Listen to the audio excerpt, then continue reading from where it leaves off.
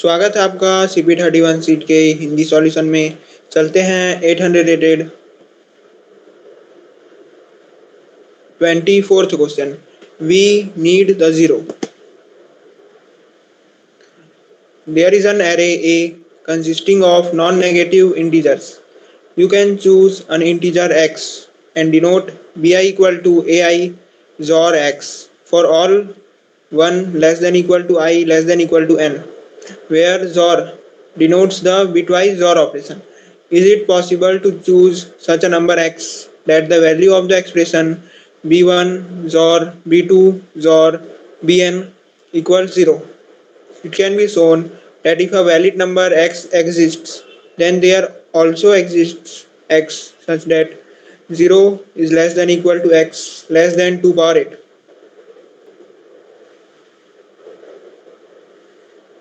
ठीक है, तो यहाँ पर क्या बोल रहा है?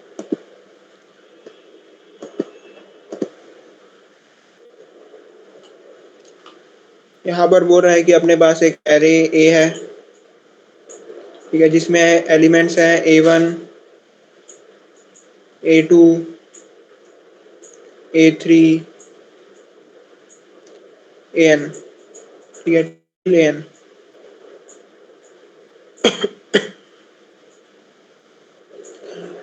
ठीक है, और जितने भी एलिमेंट्स है ए में उन सब का एक्स के साथ जोड़ किया गया। ठीक है, जितने भी एलिमेंट्स हैं ए में उन सब का जोड़ किया गया एक्स के साथ। ठीक है,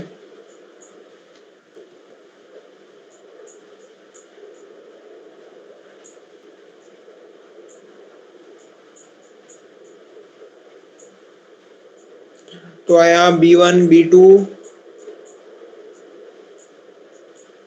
b2 b3 और bn।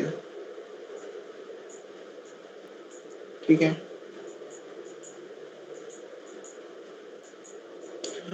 क्वेश्चन ने पूछा है कि क्या हम जब जितने भी एलिमेंट्स आए, ठीक है, b1 b2 b3 bn, जब इन सभी एलिमेंट्स का हम जब जोड़ करेंगे तो क्या जो आंसर आएगा वो 0 के बराबर होगा। ठीक है, क्या पूछा है कि जितने एलिमेंट्स हैं जो आए जोड़ करने पर उन सब का जोड़ करने पर क्या आंसर 0 आएगा। ठीक है, अगर 0 आएगा तो हमको बताना है कि 0 लाने के लिए हम किस x का यूज किए। ठीक है, मतलब ये जो हमको क्वेश्चन में ए एरे के एलिमेंट्स का वैल्यू दिया होगा, ठीक है, और x चुनने का अधिकार हमें दिया होगा, यानी x क्या होगा ये हम डिसाइड करेंगे। तो अगर जितने भी एलिमेंट्स हैं, ठीक है, b1 b2 b3 bn, इन सब का जोड़ अगर 0 आता है तो हमको यस रिटर्न करना है, और अगर आंसर नो आता है तो हमें रिटर्न करना है -1। अगर आंसर यस है तो हमको x का वैल्यू भी बताना है कि हम कौन सा वैल्यू लिए x का। ठीक है, तो ये था क्वेश्चन।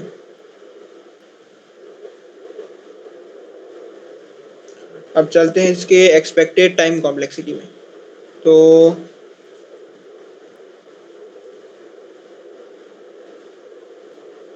इसमें जो टाइम लिमिट पर टेस्ट है वो दिया है 1 सेकेंड, यानी एक टेस्ट के लिए हम मैक्सिमम 10 पावर 8 ऑपरेशंस परफॉर्म कर सकते हैं। ठीक है, और दिया है कि it is guaranteed that the sum of n over all test cases does not exceed 10 power 3। ठीक है, यानी हम इस n को डायरेक्ट इसके साथ कंपेयर कर सकते हैं। ठीक है, यानी हम बोल सकते हैं कि यहाँ पर ओ एन का सॉल्यूशन चलेगा, ठीक है, ओ एन स्क्वायर चलेगा,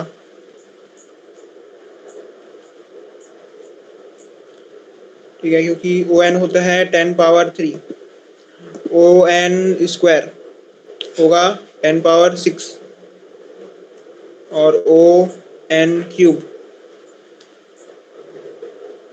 जो है वो हो जाएगा 10 पावर 9, जो कि मैक्सिमम अलाउड ऑपरेशन से ज़्यादा है। तो अगर एन क्यूब का यूज़ करेंगे तो उसमें टीएलई आ जाएगा, ठीक है, एन स्क्वायर लॉग एन भी चलेगा, ठीक है।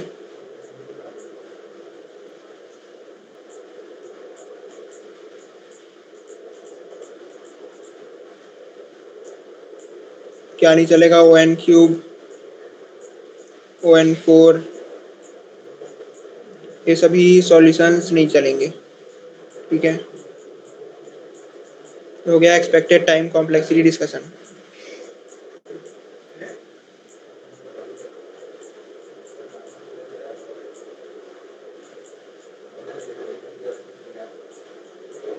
ठीक है, अब चलते हैं इसके सॉल्यूशन पे, ठीक है।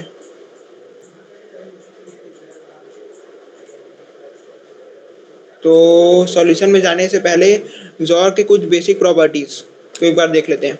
जॉर का बेसिक प्रॉपर्टी कहता है कि अगर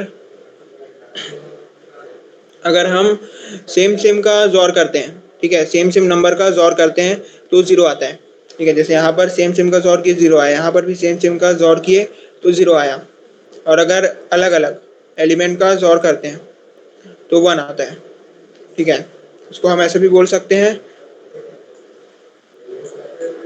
कि अगर जीरो का किसी एलिमेंट के साथ जॉर करते हैं तो वो जो एलिमेंट है वो आ जाता है रिजल्ट में, ठीक है। जैसे यहाँ पर हम जीरो का वन का जॉर किए जीरो के साथ, ठीक है।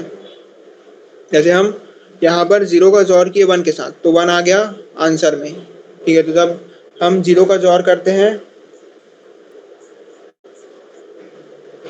किसी एलिमेंट के साथ तो वही एलिमेंट आंसर में आ जाता है, ठीक है। इसके अलावा एक और मोस्ट इम्पॉर्टेंट कॉन्सेप्ट जिसको सुनने के बाद शायद आपको आगे वीडियो देखने का ज़रूरत ही ना पड़े, हो सकता है आप उसी कॉन्सेप्ट के हिसाब से आपको आइडिया आ जाए कि क्वेश्चन कैसे बनेगा, ठीक है। तो उस कॉन्सेप्ट को देखते हैं। वो कॉन्सेप्ट है कि मान लो कोई नंबर है, ठीक है, जॉर का ही बेसिक कॉन्सेप्ट। मान लो कोई नंबर है जो इवन नंबर ऑफ टाइम्स आ रहा है, ठीक है। मान लेते हैं 3 है जो इवन नंबर ऑफ टाइम्स आ रहा है और उसका हमको जॉर करना है,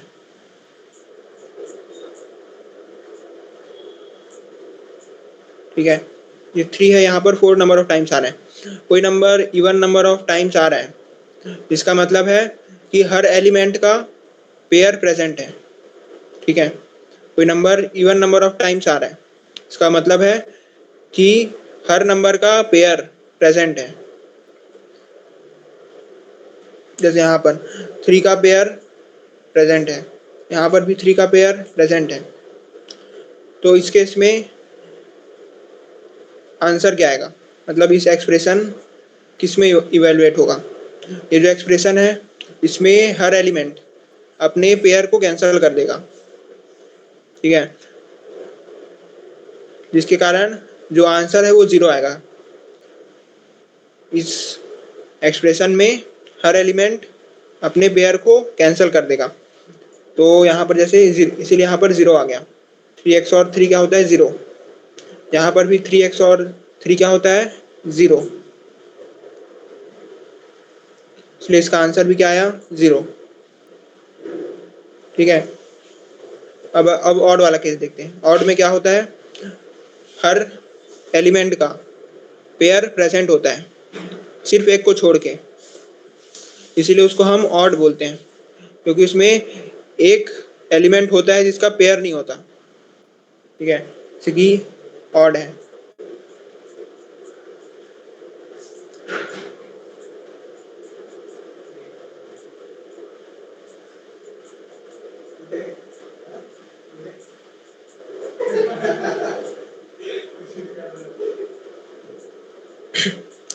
ठीक है, तो यहाँ पर हर एलिमेंट का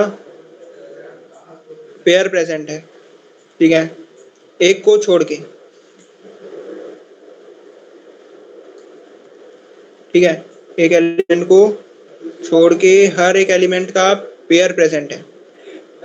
तो मतलब इस यहाँ पर हर एलिमेंट अपने पेयर को कैंसिल कर देगा, सिवाय एक एलिमेंट को छोड़ के जिसका पेयर प्रेजेंट नहीं है। ठीक है, तो यानी इन दोनों का हो जाएगा जीरो, ये सेम सेम का जॉर जीरो होता है, इन दोनों का हो जाएगा जीरो। लेकिन जो ये है इसका कोई पेयर प्रेजेंट नहीं है, इसलिए इसको कोई जीरो नहीं बना पाएगा, इसलिए ये ऐसा का ऐसा ही रहेगा यहाँ पर। तो इसका जो आंसर आएगा वो आएगा 3। ठीक है, अब चलते हैं इसके सॉल्यूशन पे। तो सॉल्यूशन में जाने से पहले क्वेश्चन में पूछा था कि क्या हम जितने भी एलिमेंट्स है b1 b2 b3 bn, ये सब का जब जोड़ करेंगे तो आंसर जीरो आएगा कि नहीं आएगा। ठीक है, तो इसमें दो केसेस हो सकते हैं। पहला केस जिसमें जो n है वो इवन नंबर है, इसमें n है वो एरे का साइज है। ठीक है, यानी जो अपने पास जो एरे ए है उसमें जो एलिमेंट्स है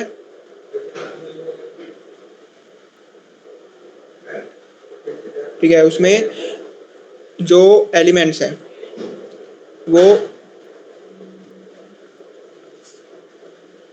नहीं, मतलब जो एरे है उसका साइज क्या है, वो n है।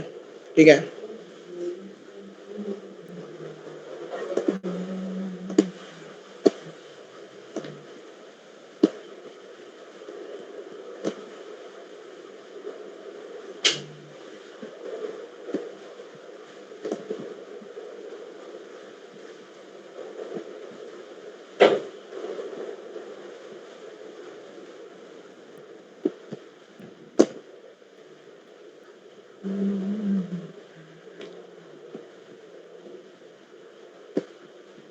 ठीक है, तो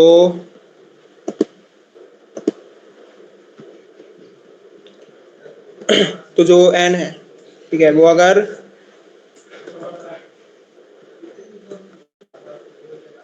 जो n है वो अगर एक इवन नंबर है, ठीक है, जो n है वो अगर एक इवन नंबर है,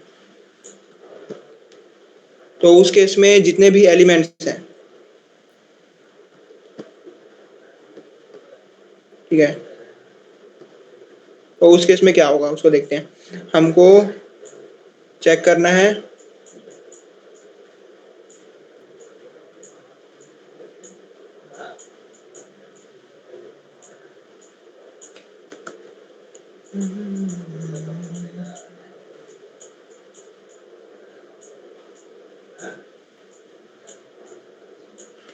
हमको चेक करना है कि जितने भी एलिमेंट्स हैं b1 b2 bn, ये सब का जोड़ जीरो आएगा कि नहीं आएगा। ठीक है, तो कैसे चेक करेंगे, अगर हम इस एक्सप्रेशन को थोड़ा सिंप्लीफाई करते हैं तो हम इसको लिख सकते हैं b1 जो है उसका वैल्यू क्या है a1 जोर x, b2 है उसका वैल्यू है a2 जोर x, वैसे ही bn का वैल्यू है an जोर x। तो इसको हम लिख सकते हैं a1 जोर x। ठीक है, इसके बाद इसको हम लिख सकते हैं a2 जोर x। ठीक है, इसके बाद हम bn को लिख सकते हैं bn an जोर x। ठीक है,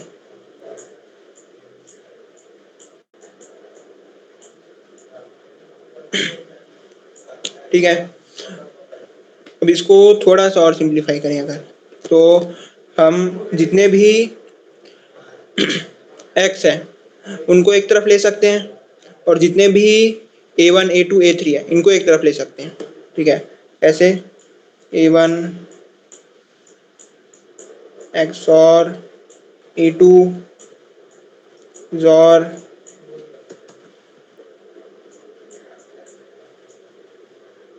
a3 XOR an। ठीक है,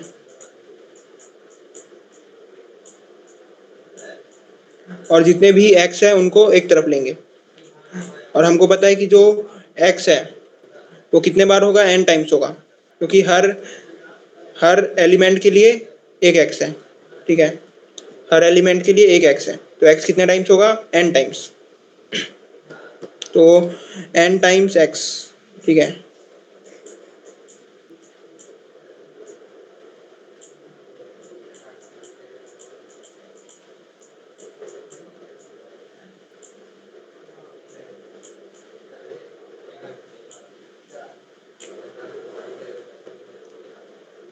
ठीक है, तो यहाँ पर n टाइम्स x आएगा।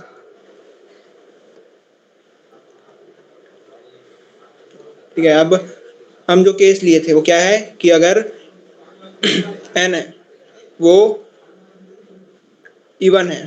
ठीक है, यानी जो एरे का साइज है वो इवन है, तो जो x है वो कितना टाइम्स आएगा, इवन नंबर ऑफ टाइम्स आएगा। और हमें हमें पता है कि अगर कोई number even number of times आता है, ठीक है, कोई नंबर अगर इवन नंबर ऑफ टाइम्स आता है और उसका हम जोर लेते हैं तो 0 आता है। ठीक है, क्योंकि जितने भी नंबर है वो अपने पेयर को कैंसिल कर देते हैं, इस कारण जो आंसर है वो 0 आ जाता है। ठीक है, तो इसका जो होगा वो होगा 0। ठीक है, ये रेड्यूस होके हो जाएगा 0।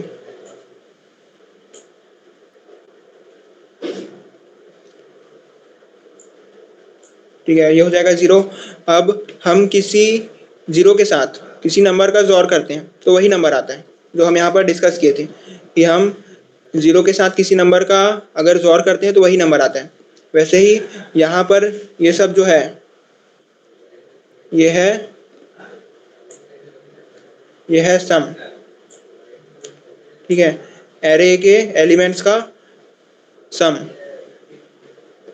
ठीक है, जोर जोर भी बोल सकते हैं। तो इसका जब इस 0 के साथ जोर करेंगे तो क्या आएगा, यही एलिमेंट आएगा, तो ये हो गया सम। यानी अगर जो n है वो अगर इवन है तो उस केस में जो आंसर है वो पूरी तरह से एरे ए के एलिमेंट्स के सम के ऊपर डिपेंड करता है। अगर सम का वैल्यू 0 है, ठीक है, अगर सम का वैल्यू 0 है तो हम बोल सकते हैं कि जो b1 b2 bn इन सब का जोर 0 आएगा। अगर सम का वैल्यू 0 नहीं है तो मतलब इन सब का जोर भी 0 नहीं आएगा। ठीक है, तो सम इक्वल टू 0 केस में आंसर ऐसा आएगा, और sum not equal to 0 case में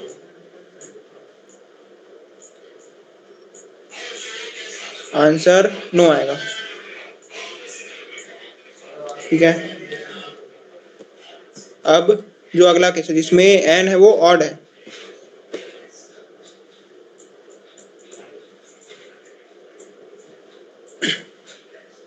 ठीक है, ये वाला केस था, अभी वाला केस जिसमें जो n है वो ऑड है। तो ऑड के केस में हमें पता है कि अगर n ऑड है तो x है वो भी ऑड नंबर ऑफ टाइम्स आया होगा। ठीक है, तो x अगर ऑड नंबर ऑफ टाइम्स आता है, ठीक है, यानी कोई नंबर अगर odd number of times repeat होता है तो उसमें जितने भी नंबर हैं वो अपने पेयर को कैंसिल कर देंगे, सिवाय एक नंबर को छोड़ के जिसका कोई पेयर नहीं है। वो पेयर, ठीक है, तो सिर्फ वही पेयर जो होता है वो जिंदा बचता है, बाकी जितने भी पेयर्स होते हैं वो कैंसिल हो जाते हैं। ठीक है, तो अगर n है वो ऑड है तो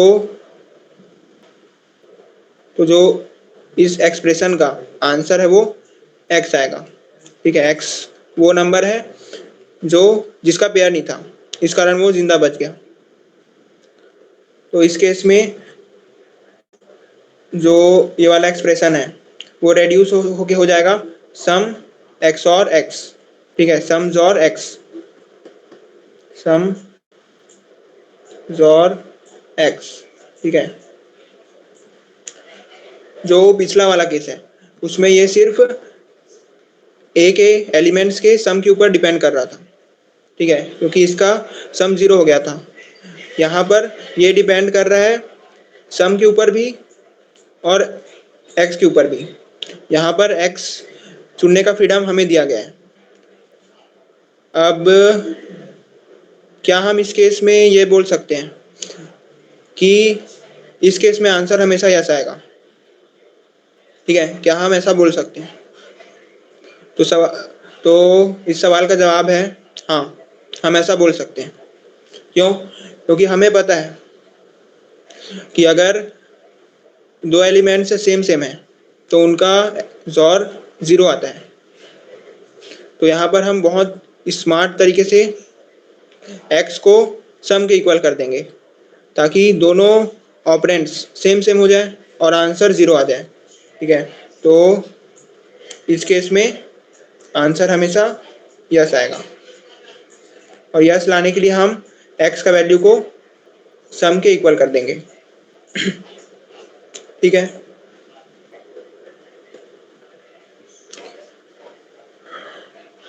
अब अगर आंसर यस आ रहा है तो उसमें हमें ये भी सी आउट करना है कि हम x का कौन सा वैल्यू लिए। तो इस केस में हमें पता है कि यहाँ पर हम x का वैल्यू सम लिए। नो के केस में हमें बताने का जरूरत नहीं है।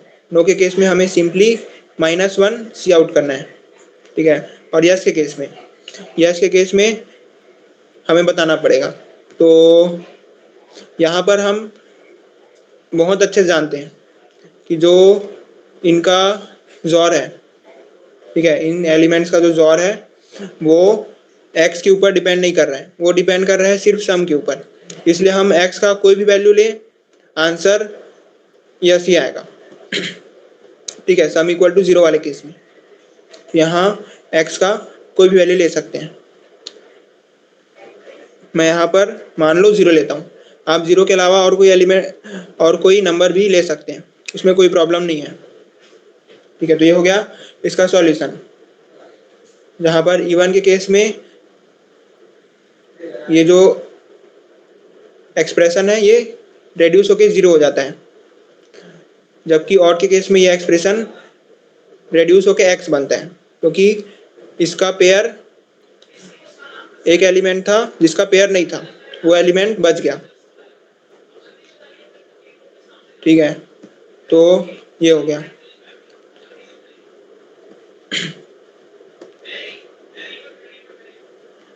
ठीक है, और जो इसका कोड है उसको देखते हैं। और ठीक है, तो इसके कोड में मैं सबसे पहले जितने भी टेस्ट केसेस हैं उनके लिए n का वैल्यू ले रहा हूँ इनपुट में।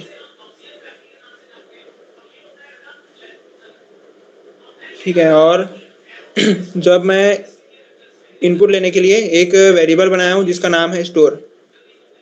अब स्टोर नाम के वेरिएबल में जितने भी वैल्यूज मुझे दिए हुए हैं इनपुट में मैं उनको ले रहा हूँ।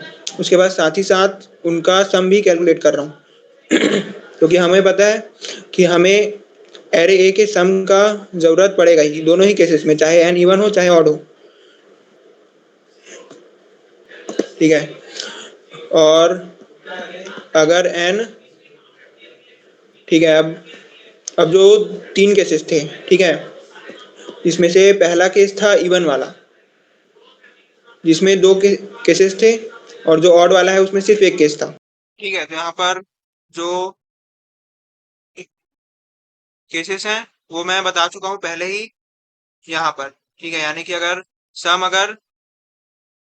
इवन के केस में अगर सम 0 आ रहा है तो उसमें हमें सी आउट 0 करना है, यानी x का वैल्यू। ठीक है, अगर सम 0 आ रहा है तो उसमें सी आउट 0 करना है, जो कि एक्स का वैल्यू है। और अगर सम 0 के इक्वल नहीं है तो हमें -1 सी आउट करना है। ठीक है, -1 सी आउट करना है। और अगर जो एन है वो ऑड है तो उस केस में हमें एक्स का वैल्यू सम सी आउट करना है। ठीक है, तो यहाँ पर हम ऑड के केस में सम सी आउट कर रहे हैं। ठीक है, तो अब इसका जो टाइम कॉम्प्लेक्सिटी है वो है ओ एन, और स्पेस कॉम्प्लेक्सिटी भी ओ एन है, क्योंकि जो यहाँ पर मैं इनपुट ले रहा हूँ, ये जो लूप है वो ओ एन टाइम्स चल रहा है, और जो स्पेस कॉम्प्लेक्सिटी है वो भी ओ एन है। यहाँ पर जो स्टोर है उसका साइज एन है। ठीक है, थैंक यू।